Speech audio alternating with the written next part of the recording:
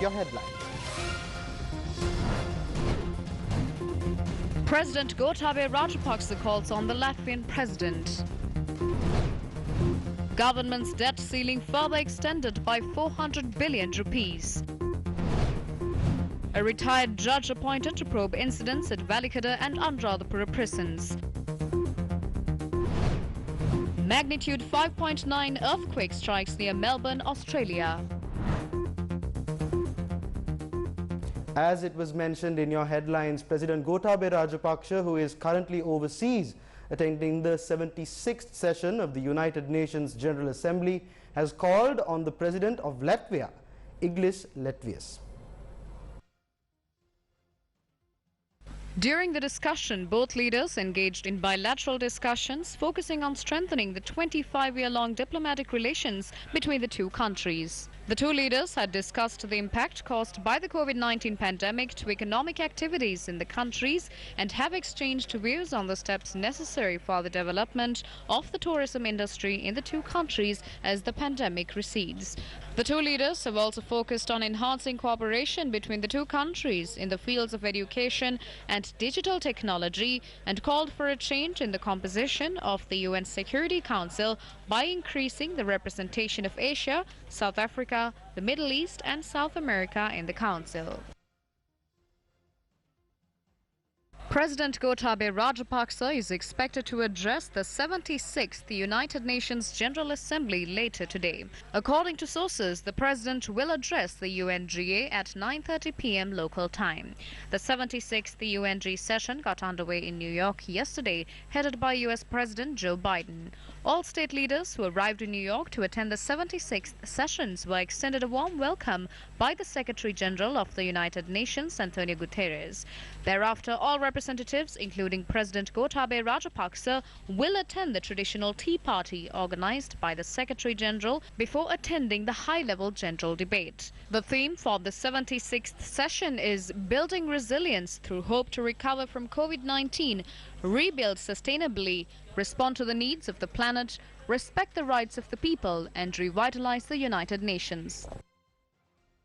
As we look ahead, we will lead. We will lead on all the greatest challenges of our time, from COVID to climate, peace and security, human dignity and human rights, but we will not go it alone. We will lead together with our allies and partners and in cooperation with all those who believe as we do. This is within our power to meet these challenges, to build a future that lifts all of our people and preserves this planet. But none of this is inevitable. It's a choice, and I can tell you where America stands. We will choose to build a better future. We, you and I. A majority of the wealthier world vaccinated, over 90% of Africans still waiting for the first dose. This is a moral indictment of the state of our world. It is an obscenity. We passed the science test, but we are getting an F in ethics. That starts by ending the pandemic for everyone, everywhere. We urgently need a global vaccination plan to at least double vaccine production and ensure that vaccines reach 70% of the world's population in the first half of 2022. President Gotabaya Rajapaksa is expected to deliver speeches at the Food Systems Summit on the 23rd of September, as well as the high-level dialogue on energy scheduled to be held on the 24th. In some news from Parliament this afternoon, Leader of the Opposition, Sajit Premadasa, questioned the government understanding Order 27/2 today on the hardships faced by entrepreneurs in light of the pandemic. Responding to the opposition leader's query, State Minister Shehan Semasinghe has said relief will be provided for entrepreneurs at the upcoming budget.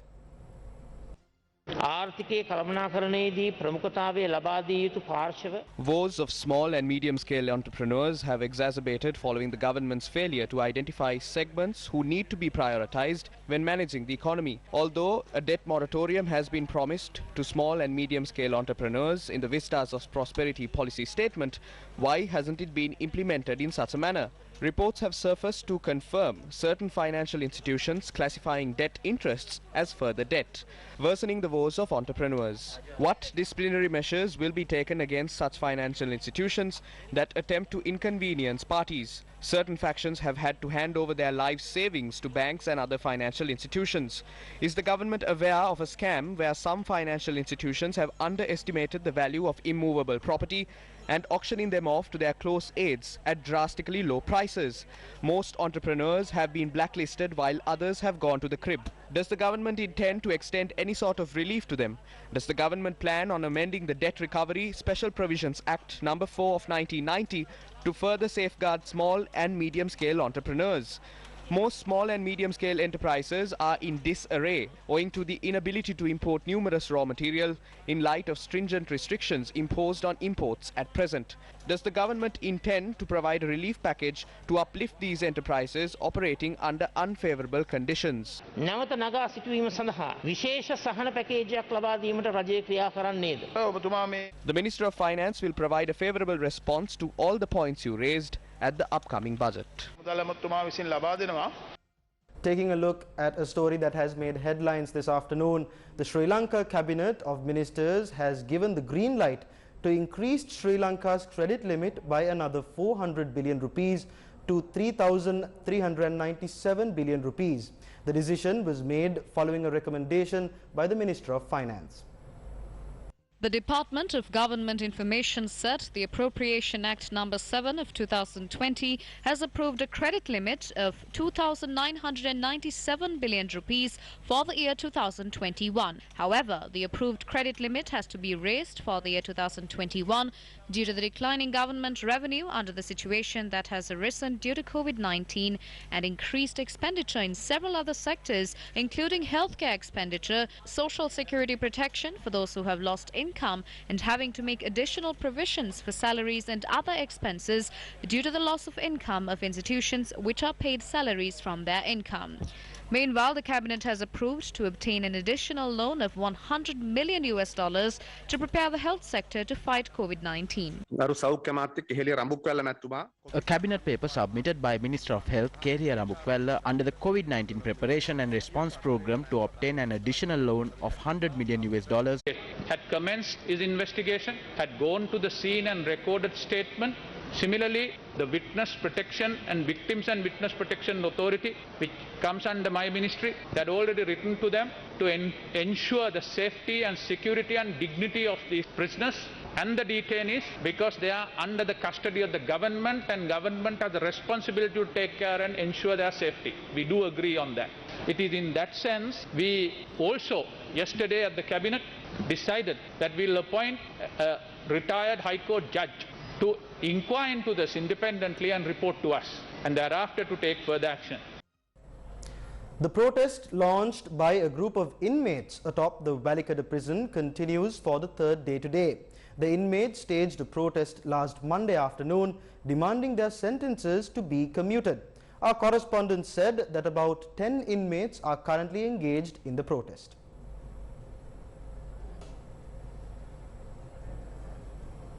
In more local news, journalists raised questions regarding the pathogenic bacteria found in the fertilizer imported from China.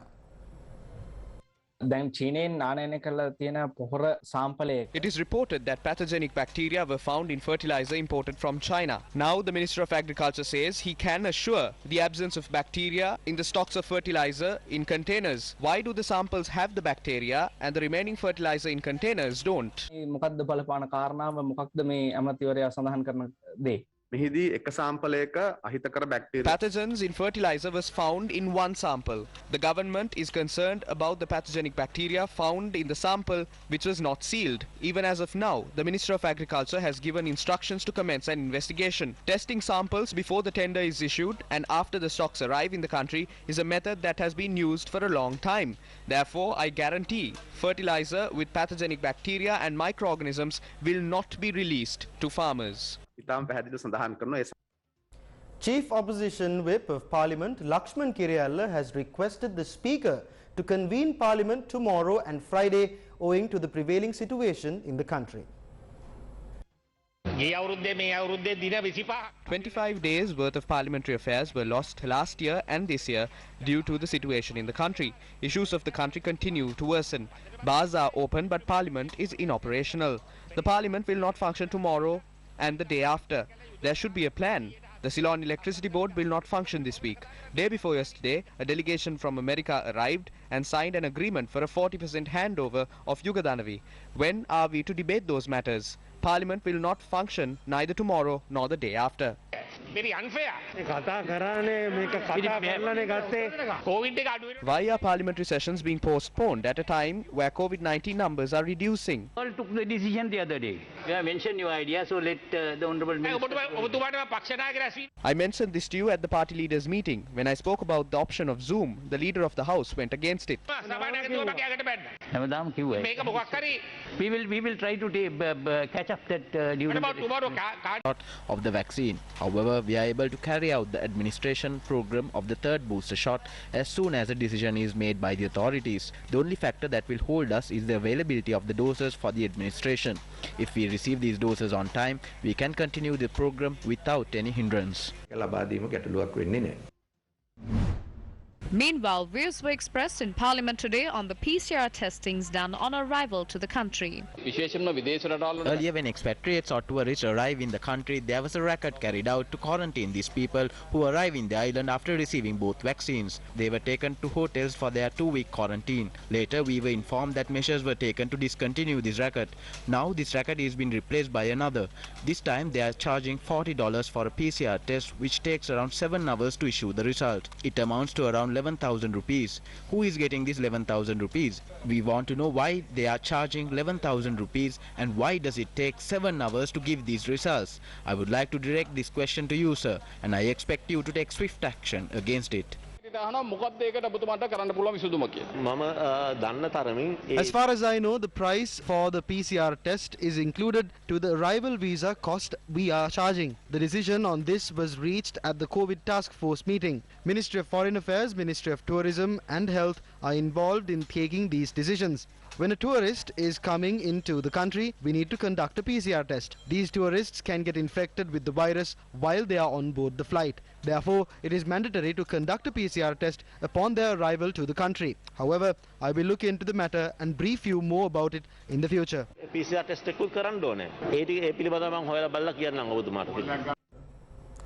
The government of Sri Lanka and the World Bank signed a $92 million financing agreement for the Climate Resilience Multi-Phased Program Phase 1 project.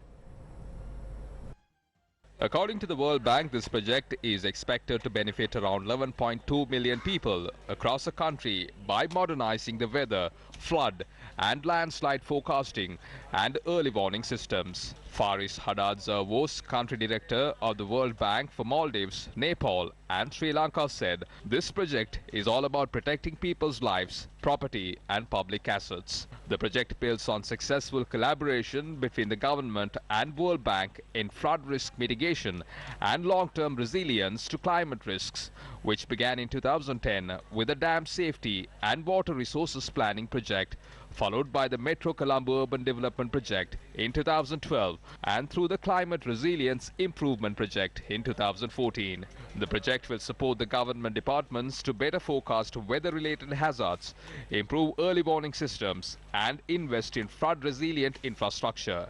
It will also lay the foundation for reducing flood risks in the Kalani River Basin in the long run. 40 health workers' unions launched a trade union action citing several demands across hospitals island-wide. According to the General Secretary of the All Ceylon Health Trade Union Federation, Mahinda Guruge, the trade union action is in effect citing several demands, including the discontinuation of COVID allowance and lack of required equipment for the health sector. 40 health workers unions comprising over 140,000 people are engaging in a large-scale trade union action opposite hospitals island-wide. The main reason for the protest is lack of equipment at hospitals island-wide to conduct health-related activities, health workers not receiving transportation, improper implementation of circulars, as well as discontinuing the 7,500 rupee COVID-19 allowance for health workers. As a result, the 7,500 rupee allowance should be provided until the end of COVID-19. When inquired, the Minister of Health, Kelia Ramukwala, said they are expecting to arrive at a solution following discussions with the representatives of trade unions.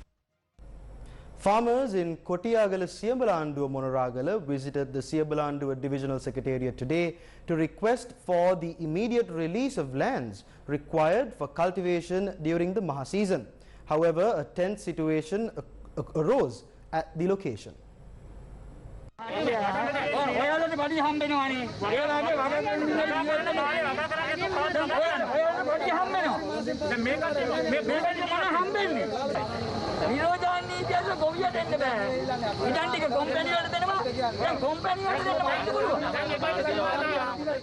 The altercation occurred when the police denied permission for farmers to meet the divisional secretary. The farmers requested for their lands to be surveyed and set aside to be tilled for cultivation during the Maha season. Later, Siyabalanduwa Divisional Secretary Asanka Dayaratna arrived at the location.